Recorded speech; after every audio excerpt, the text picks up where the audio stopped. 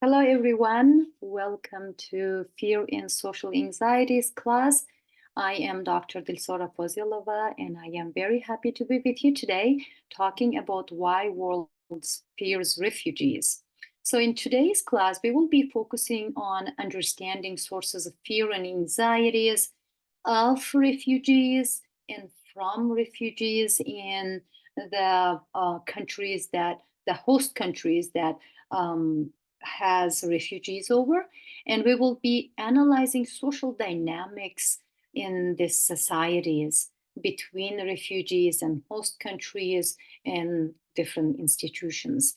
We will be exploring solutions in coping mechanisms, but this is not the exact direction in our class. We will be exploring them to understand the direction world is taking today towards refugees. First of all, the topic of refugees often engenders a complex set of fears and anxieties. There is not one set or one kind of fear and anxiety in this related social situations. There are fears and anxieties both from the refugees themselves and the host countries. Understanding these fears and anxieties require not only one level of approach. There is a multifaceted approach that considers social, economic, political, and psychological dimensions in that society. So this article is given to you for study, and this populist politics and the media discourse talks about the refugee crisis in Australia starting in 2001, and that talks about the emergence of populist politics and why this kind of politics emerged against refugees, and what was the media representation of refugees in Australia. So it's very good reading. Please read it through, and that gives you a clear understanding of what really refugee crisis seems like.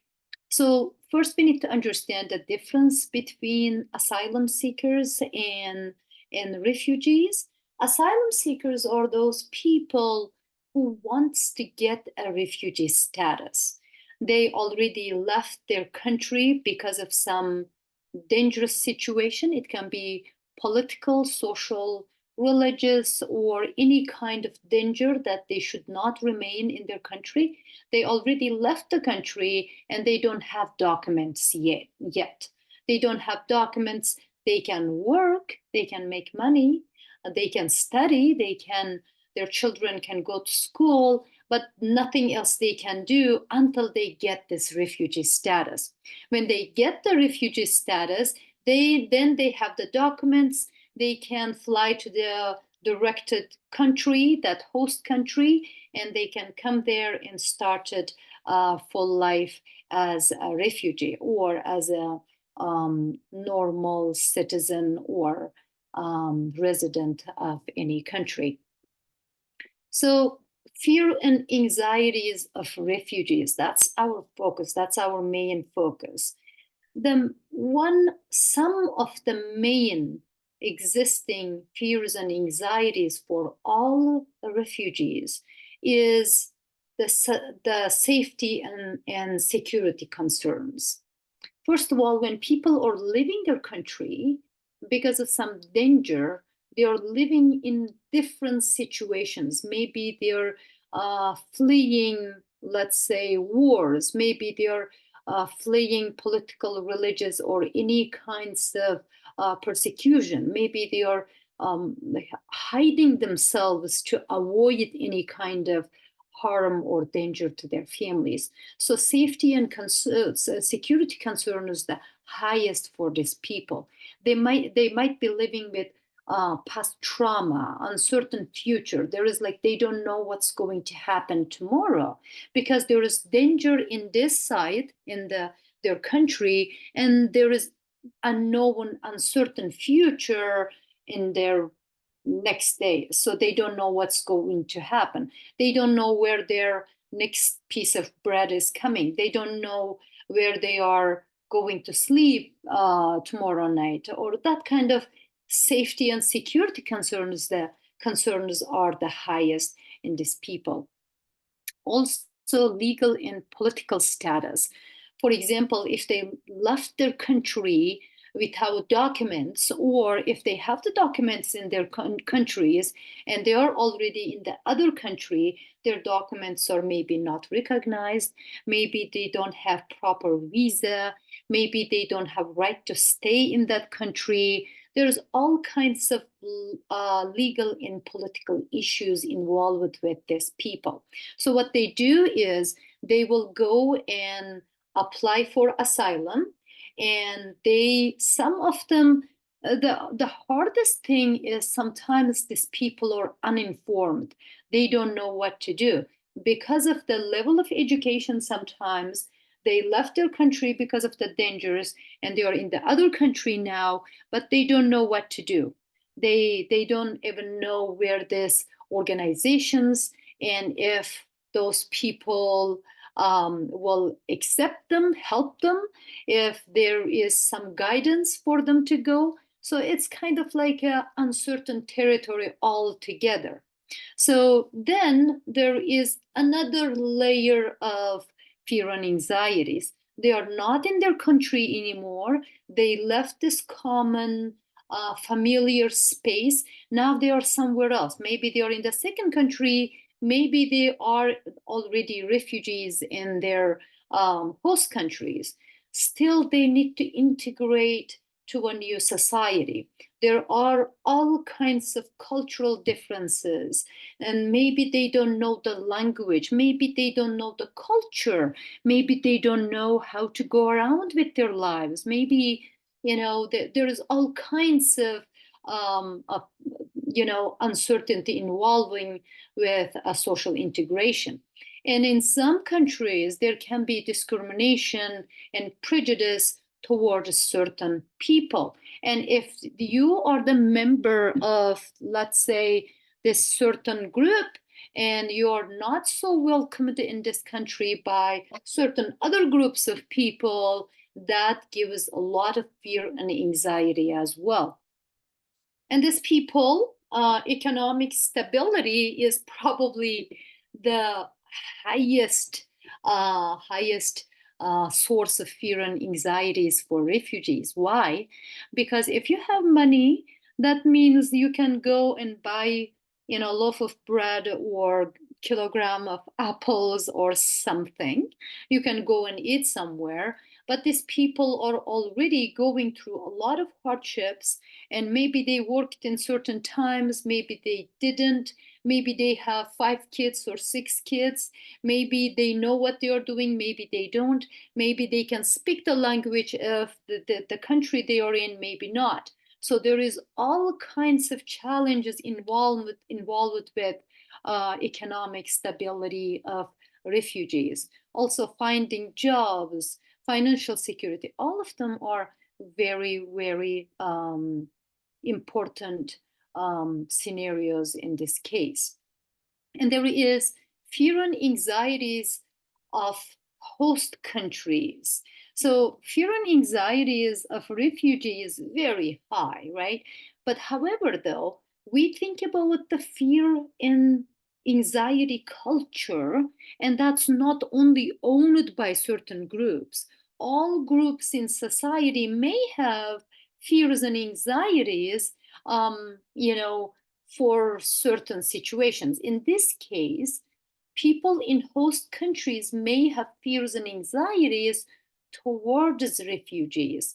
Maybe there are concerns about economic stability because there is a flow of refugees coming from other countries, all of them in need of economic support. They need homes, they need schools, they need food, they need work. There's all kinds of stuff. Maybe people are concerned about losing their jobs to those people. Maybe in some cases, the flow of immigrants lessens the quality or how much jobs are paying for certain things. So if these people are making themselves available to work for very little money, not asking for more, so some employers may prefer hiring those people, paying them $10 and $12 an hour, which you were expecting to get $17. And there is a concern about that. And also another concern is resources strain. So there is so many or flow of refugees coming from other countries because of war, because of uncertain future, because of other dangers. And then there is resources, the distribution of resources in the country, host country, can go low. So people are struggling to, or the government is struggling to help everybody. Also, there can be security fears. For example, people in different countries lived under different conditions. Maybe there were wars, there were corruption, there was all kinds of different situations.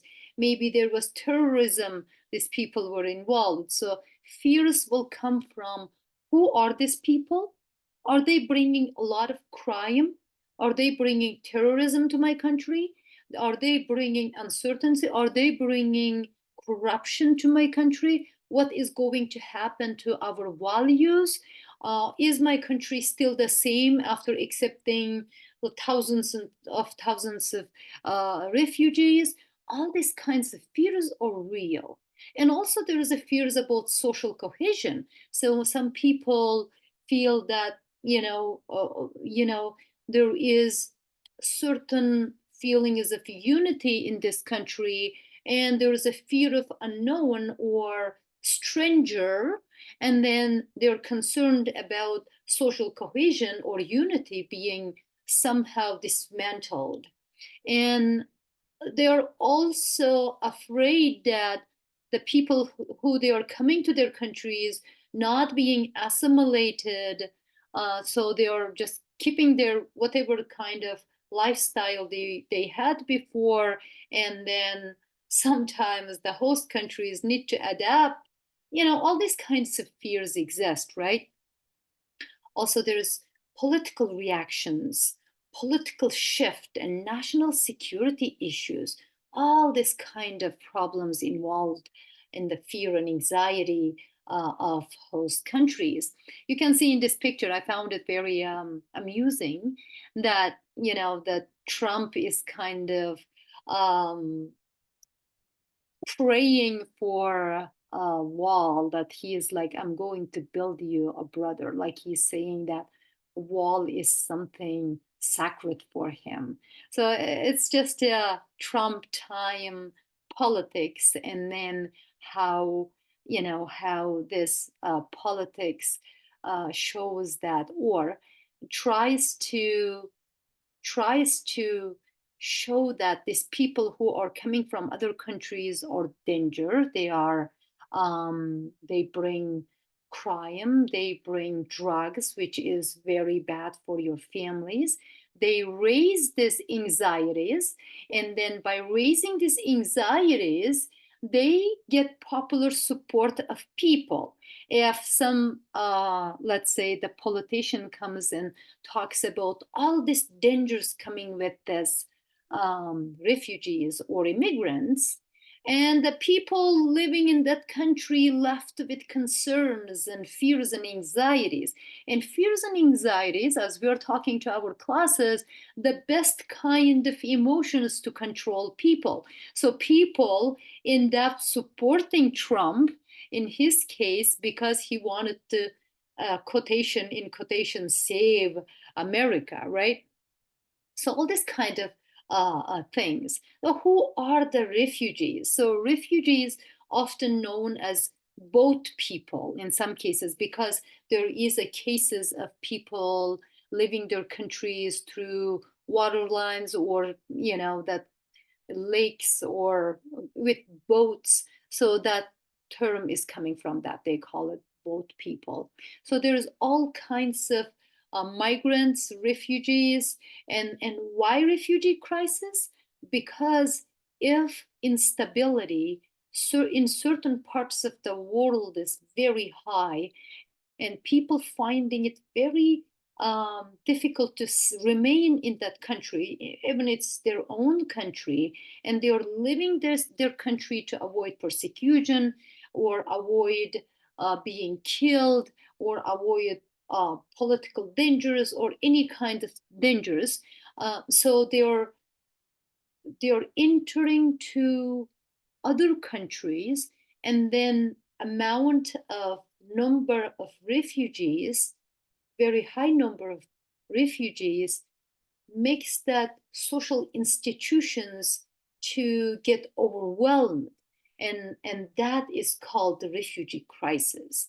And this all these social institutions, for example, healthcare system, education system, infrastructure, all of these institutions have certain capacity. If their capacity is overwhelmed, that's what refugee crisis means. If there's not enough food to feed these people, not enough jobs to give to them, not enough places to give them shelter, not enough economic resource to provide for them, then that countries go through overwhelming process. So, what is wrong with the global refugee policy? We will talk about this in a bit. However, though, the refugees, rise of refugees, and not clearly understanding or knowing what to do with all this, kind of like a migrating people, that brings some uncertainty in the refugee policy as well. So, the refugee crisis in fear. That this is about that article you're reading. The representation of asylum seekers, commonly referred as boat people, became a central issue during the 2001 election campaign, amidst claim that Australia was at risk of a flood of refugees. So, was it at risk of flood of refugees? You have to understand this for yourself, and then if yes, why?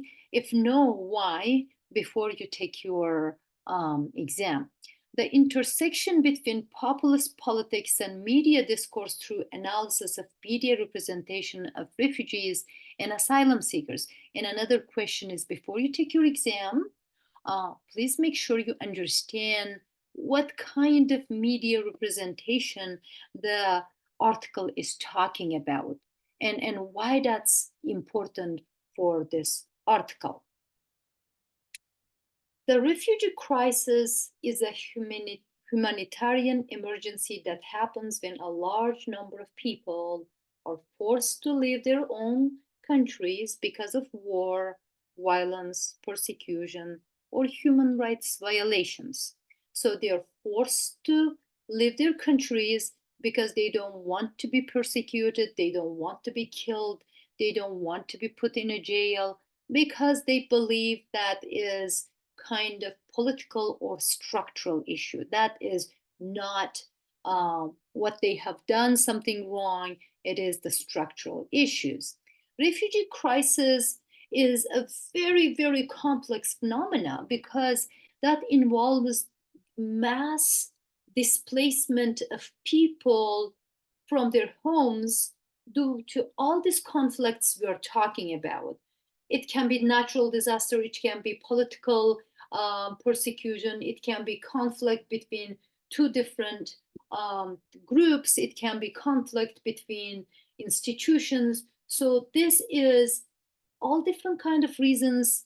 One thing happening, the mass displacement of people. The crisis is global, with millions of people seeking asylum or fleeing their homes in search of safety. So certainly people go to the closest countries first. If they can get a refugee status there, they can get a ticket and come to Canada or USA, and that's another option. However, they are going to from their country to the closest country first. The refugee crisis is often framed as a security issue with concerns about terrorism, national security, and broader control. But that's not always the case. There can be all other kinds of issues, not only security issue. So today, 52% of all refugees is coming from Syria, Afghanistan, and Ukraine. Why? These are the countries, perhaps until now, were the most unstable places. However, though, this has changed since the start of a war between Israel and Palestine. This is a little bit older information.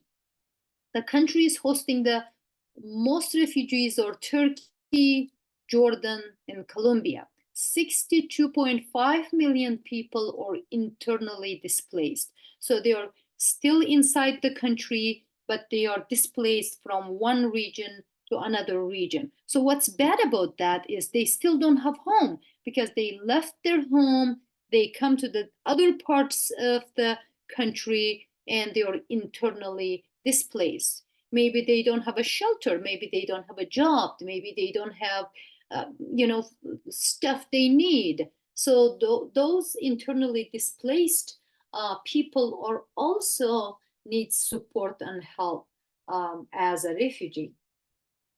4.4 million people are stateless or at risk of statelessness. So these people are not getting status of refugee. So they are considered as stateless.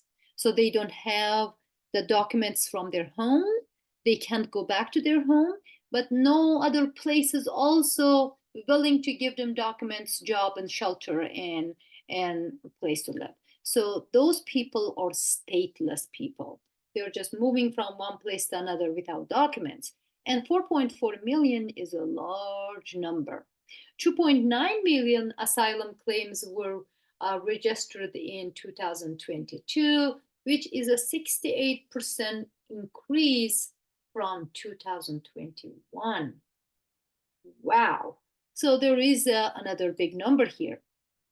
So some people talking about bringing back the Marshall Plan to refugees. So what is Marshall Plan? We'll be talking a little bit about this. So after the World War II, the people in Europe were displaced, like people were refugees everywhere. So the Marshall Plan, originally implemented after the World War II to rebuild European economies, to offer a model for addressing modern refugee crisis. So that was about helping refugees and helping host countries to increase infrastructure, so provide for this people to, provide these people with homes, schools, daycares, healthcare, and all of those stuff. If you are helping to the host country with some infrastructure, the capacity of holding more refugees will increase. So Marshall Plan was that, so helping host countries. So you will study the host country, how many people are there who are refugees or people are displaced, and then you will help that country, you will give economic help to build infrastructure to increase their capacity to help these people. So bringing back this Marshall Plan involves studying these host countries and giving them money to increase their infrastructure so they can help these people. So that's what Marshall Plan, bringing Marshall Plan to refugee host countries. So it was enacted in 1948, and provided more than 15 billion to help finance rebuilding efforts on the continent. So we're talking about in Europe. Named after US Secretary of the State George Marshall, it was crafted as a 4-year plan to reconstruct cities, industries, and infrastructure heavily damaged during World War II. So these people were refugees. They don't have place to live. They don't have jobs and everything. Now, Marshall Plan was there. Rebuild these cities, rebuild these countries, rebuild these places, provide homes to displaced people or refugees so they can start their lives, and they're employed by, this project. They are building houses, they are building hospitals, they need nurses, they need doctors, they are building schools, they need teachers. So you will employ these people, you will have infrastructure, and these people start living, and then these people increase the economy or heighten the economy in these countries, which will be in the longer plan best for that places. So some of the points about this. So Marshall Plan is about economic aid and development. So the countries who can help will give some economic aid that pushes development. It directs financial and microfinance assistance to people. So maybe there are certain small schools that help people to get skills for doing certain kinds of jobs. That's microfinance, right? Or infrastructure rebuilding. There is the plan covers this housing, healthcare, education, places, infrastructure, all of those kinds of buildings, so people can go and get help there, live there, or work there, so that life starts more in a stable level. Also, it involved capacity building and governance. That means that when these countries have the capacity to hold these people, they can govern these people better, and they can provide all different kinds of trainings, skill training, education, language training, and also anti-corruption measures. Because as I mentioned earlier, these people are coming from different places, and we don't know about their background, what kind of place they lived, and also what kind of practices they have been doing in there. So we want to have people assimilated to our system. So probably anti-corruption measures also very, very important. But here we are talking also about how to distribute these finances. So when we are doing this capacity building, governance, infrastructure, and everything, are we using that money towards what is planned for?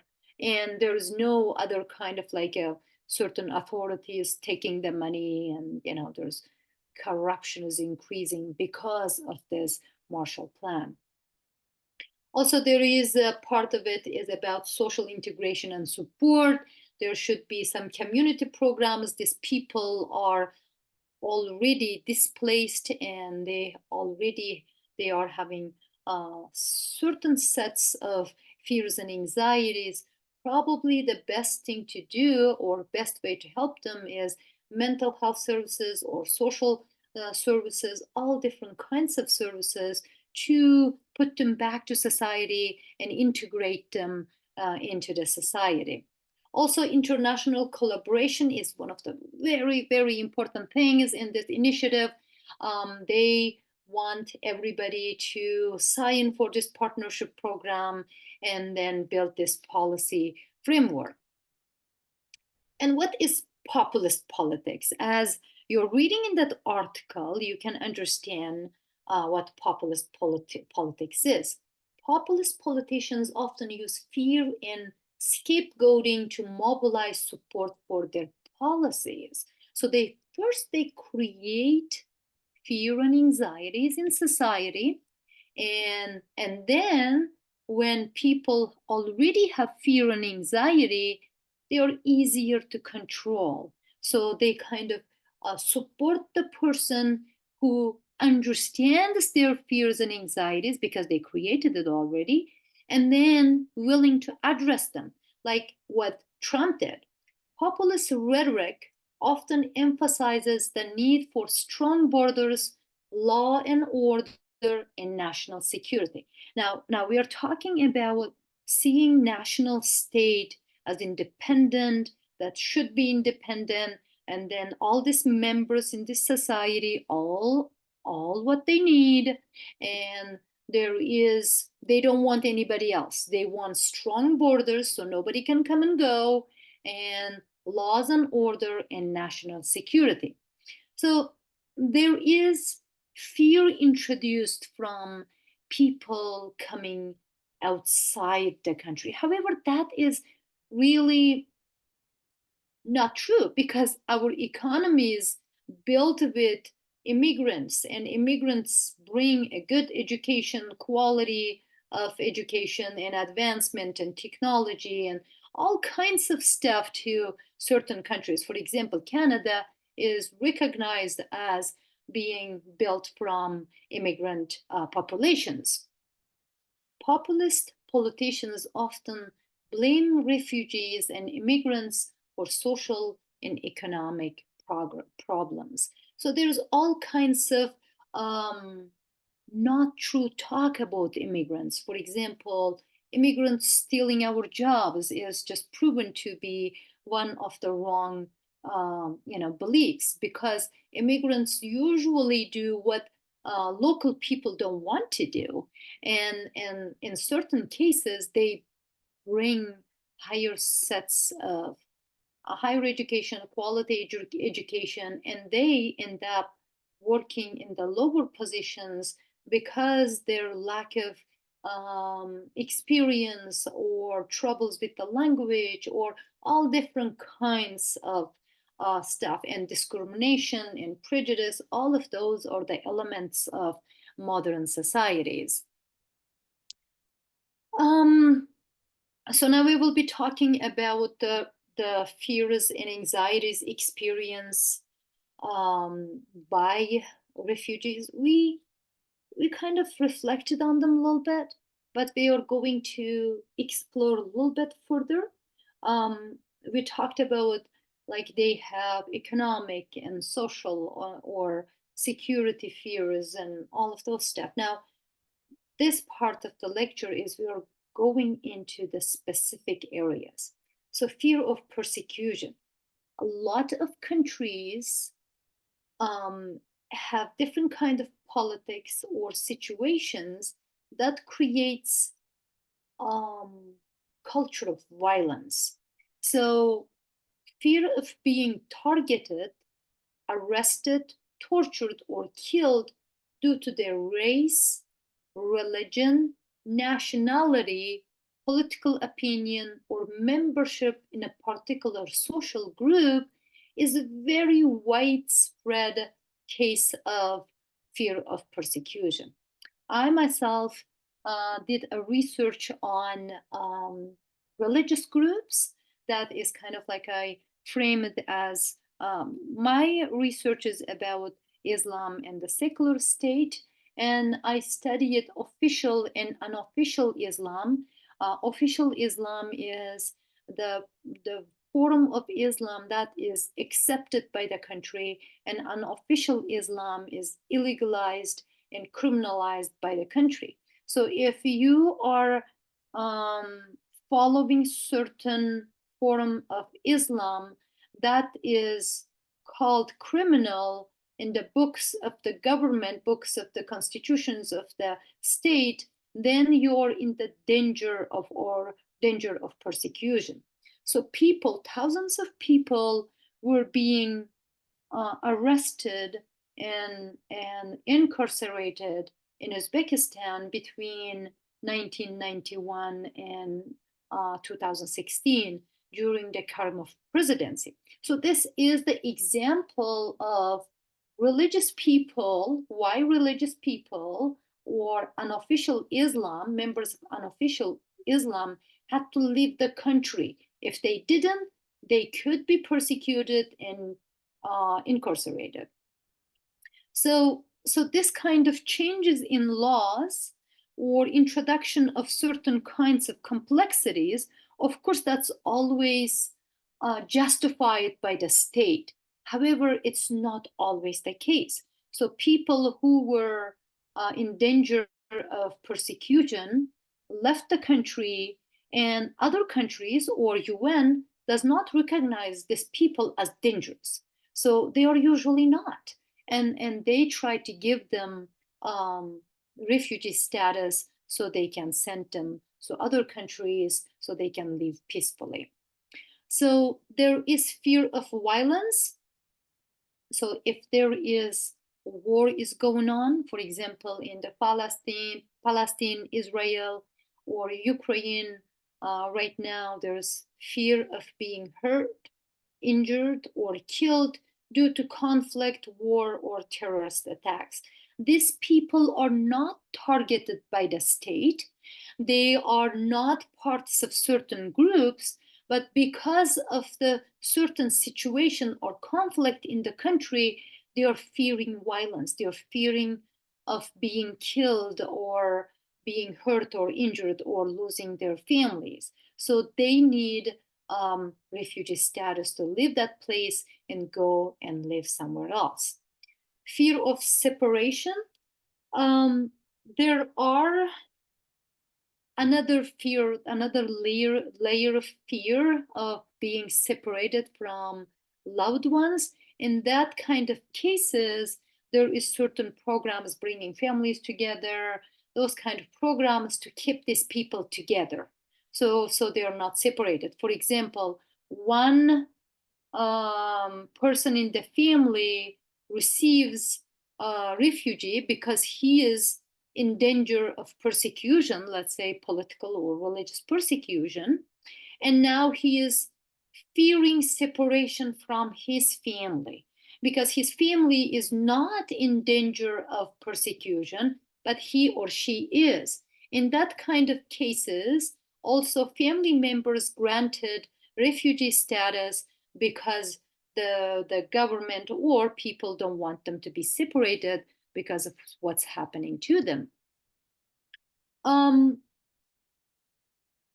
It is like a continuation of that, fears of the unknown, fear of what the future holds, uncertainty about their asylum status, and fear of being sent back to their home country is some of the fears these people live with. If somebody is in the second country and they applied for asylum, and getting asylum is not easy, or getting refugee status is not easy. So these people live with uncertainty. What's going to happen? Will I get this refugee status and move to Canada or USA or Turkey or somewhere and find peace for me and for my family? Will my tomorrow will be brighter than today? Or I'm going to send back to my home country because I don't get the refugee status. That's possible. And then I face even more danger. That's the kind of fear they will live with. Also, when they are in the second country or in the host country, that after receiving refugees, there are fear of discrimination. So, am I being accepted by these people, or am I being discriminated? Is there unfair situations? Is there harassment about certain groups? Is there sexual harassment towards women of certain groups? Are there any kind of violence towards them? What is their refugee status? How about the race? Is their race is being respected or disrespected by this host country? How about their religion? Are there any acceptance for their religion or their cultural background? Or these people somehow, because of the pre-existing beliefs, they already hate them. So that kind of fears and anxieties these people have to go through. And also there's a fear of lack of access to basic needs. For example, what I'm going to do if I don't have food? So if I don't have job, if I can't get money from anywhere, where I'm getting to get my water, shelter, healthcare, am I being able to get educated, or I am just surviving in this place and just, kind of like living in the edges of this situations. So there's all kinds of fears and anxieties involved with these people. Also, these people already have pre-existing trauma or fear of trauma, PTSDs, because they already lived in certain situations. If that was, if they were from war regions, they already experienced bombs, they already experienced their loved ones being killed, they already experienced loss, they already experienced hunger, maybe being scared, or, you know, all kinds of stuff, right? And also there is fear of cultural erosion. If they are somewhere that no one else can speak in their language, no one else practice their culture or traditions, there is the fear of cultural erosion. This is part of identity, and people can have depressions if they lose their traditions, identity, and language, and all of those stuff. And fear of rejection, fear of never finding permanent home, job, peace, or family, or a place to call home is just very deep fears and anxieties live in these people. Um, so now, we know all kinds of fears and anxieties exist in these countries. Let's talk a little bit about what kind of support these people needs to deal with these fears and anxieties. So number one is probably a legal support. If people have some sort of legal status, or some sort of documents, they can work, they are capable of renting a place, or they are somehow accepted to be there, so nobody is just, sending out to their countries, then that is a huge help, number one help. Number two is social services. For example, if they have illnesses, if they have mental health problems, if they don't speak the language, if they are not understanding, if they are confused, if there are social services that makes their lives easier. I am a former I was here as an immigrant in Canada, and it was a long time ago. However, I myself went through these kinds of hardships. I remember um, I had a very bad toothache, and I had a toothache, and I can't take it anymore. Like toothache, it can be very, very bad. And I did not speak any English, and anyone I know speak English. I was just in a situation of like totally living somewhere, developed country, all these kinds of services are there, but I don't know what to do, where to get help. I don't have money, and I don't understand all these papers I have. And I don't speak to a doctors or anyone to explain my situation. That is a lose-lose situation. You don't know what to do. So I went to a dental office. It was in Edmonton, Alberta, and then I find this dental office from the signs from outside this dental office. And I went there crying and showing my teeth. And they were like, who are you? Like, do you have insurance? Do you have health card? And I don't know. I took everything I had at home. That was like first month of being in Canada. And I didn't speak a word of English then.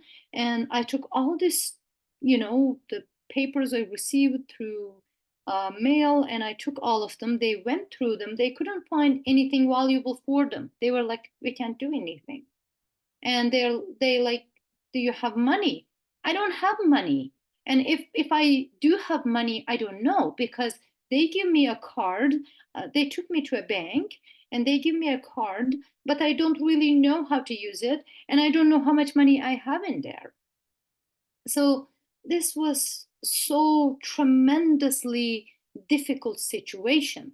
So finally, I could go to Edmonton Catholic Social Services, and there was somebody understands, or I understand the language, they can speak a little bit, and they helped me with this situation. Actually, I had a paper I could have taken to a dental office, and they would provide free service for me to not to do a lot. At least they could pull out my teeth or do something with it.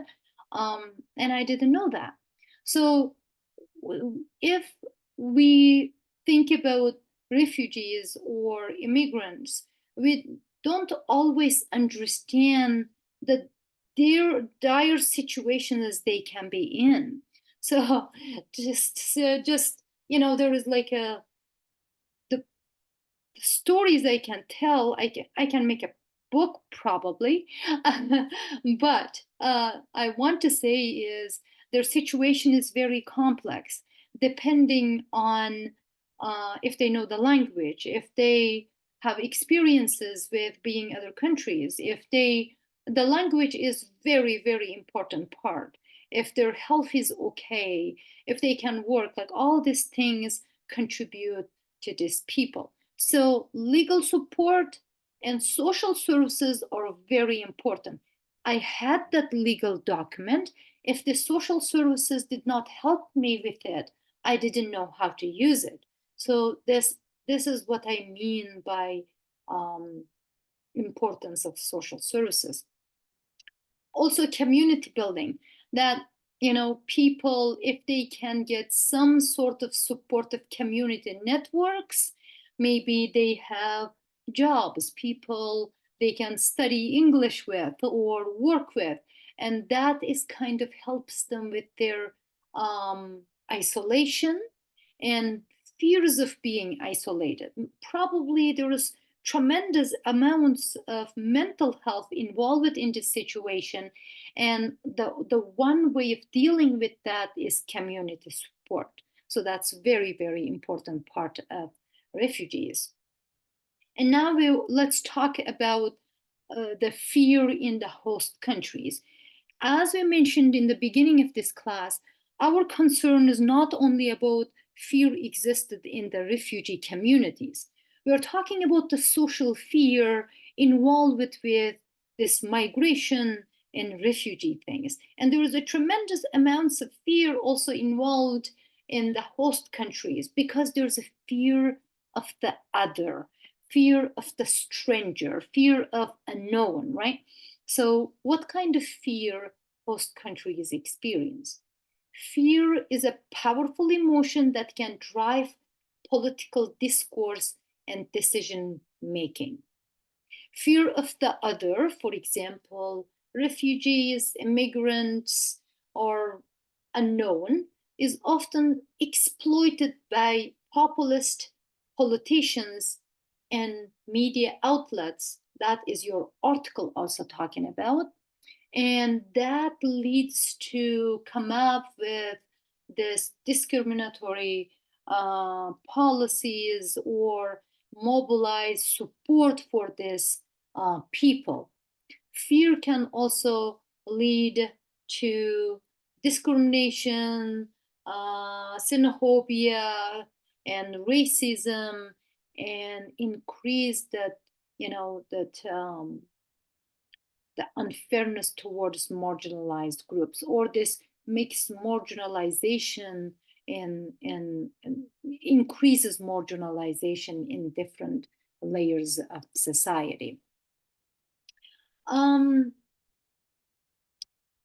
Fear from refugees. There is a book, We Will Decide Who Comes to Our Country, that is probably good book to consider reading if you're interested with this. And it talks about during the late 1990s, Hansonism, or Hansonism, I'm not sure how to pronounce it, was identified as a conservative political movement that reflected a heightened level of uncertainty. This Hansanism or Hansanism becomes synonymous with intolerance, intolerance and bigotry, as well as symbolic of anxiety of those disenfranchised in rural and regional areas and the economically depressed urban areas of Australia. So the reason we're talking about this is the fear of refugees certainly sometimes raised from certain political or social movements that uses that fear to benefit or get popular support in the country. However, that is very bad for people, because without knowing that certain people are causing this, they live with higher levels of anxiety and fear. So media discourse is also very important, because media is somewhere we find information about everything, right? Media outlets can shape our feelings and opinions, and they can influence political discourse as well. If media is portraying these people, immigrants and refugees in certain ways, that means there is um, all kinds of discrimination starting in that country. Media coverage of refugee crisis is often focused on the security concerns and sensationalized stories rather than one humanitarian needs of refugees. And we can see this in different parts of the world. And we talked about Trump. For example, he was saying these people are bringing drugs, which is very bad for the families. They are, the sexual perpetrators, which Trump himself known to be one. But he talked about this other people, other Mexicans or others that that being that kind of people. There was a very huge racist movement in America against African Americans and race. All of you know the history of race and racism or slavery in America. All of them are caused by this kind of populist understanding of refugees or the other. Media outlets can perpetuate stereotypes and biases, and we know that. And also, populist nationalism and politics of fear is some of the things widely used in different countries. So there's some of the questions to reflect on. How does popular nationalism contribute to the politics of fear? In what ways do political leaders use fear to promote nationalist agendas? Now, think about nationalist agendas. We know a lot from the history. Certain national states promote nationalism that states only for that nation, and that can lead to very bad situations, like what happened to Nazi Germany or some other countries, right? What are the consequences of politics fear on marginalized communities? Because certain groups of people portrayed as monsters and this certain nation wants to clear their country from these bad people or monstrous people. This politics of fear raises, and then there is all kinds of legal and political and social illness starts to multiply. That is the question about how can societies resist and counteract the politics of fear. And now you should tell me what they should do to resist this kind of politics. So there are three things we can do to address these fears and anxieties um, from refugees in the host countries. Number one is education and awareness.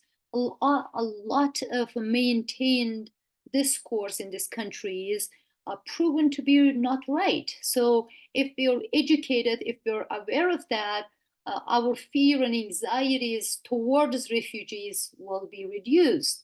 Promoting awareness and understanding of the refugee experience can counteract stereotypes and reduce xenophobia. Now, that's what we are doing today with you.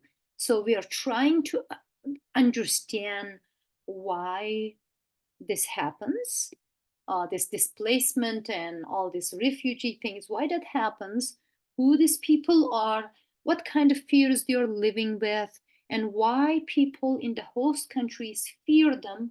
What is the politics of fear or populist politics? If you understand this, your idea about the refugees and who these people are changes. The second one is economic integration. Policies that facilitate the economic integration of refugees, such as job training and recognition of qualifications, can mitigate fears of economic competition. So there is a big fear about these people are taking our jobs, or if these people have different kinds of quality for jobs, all these kind of things. So when we have that economic integration programs that can help to reduce fears and anxieties involved with that. And also the third one, an important thing I would say, is community engagement. So encouraging people to interact with or between refugees and host countries, community members, can build trust and reduce social tensions. There is a Kelowna Community Center in Kelowna here, and this kind of social places exist, all places in Abbotsford, in Vancouver, in Edmonton, they call it, the Catholic social services. There's all different kinds of social services, actually. Those places kind of tries to bring people together so they can engage. Sometimes they help with finding jobs, finding courses, finding all different kinds of stuff, so that refugees feel more kind of engaged with the host country. We also need to recognize that refugees are not only issues.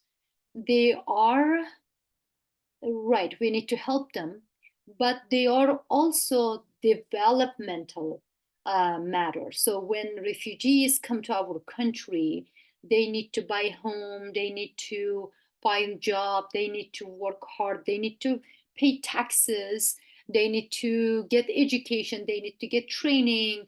All these kinds of stuff happen, and they are raising their children, which is members of society. For countries like Canada, we need immigrants. Otherwise, our birth rates are lower, and we don't have enough people here to keep up with our economy. So these people are also developmental matter. So we need to understand when refugees or these people come to other countries, there is economic development. So this is our lecture for today, and I hope you liked it. And if you have any questions, you can email me, or you can write in our discussion group on Blackboard. I'll be very happy to help you. Thank you for listening, and have a great day.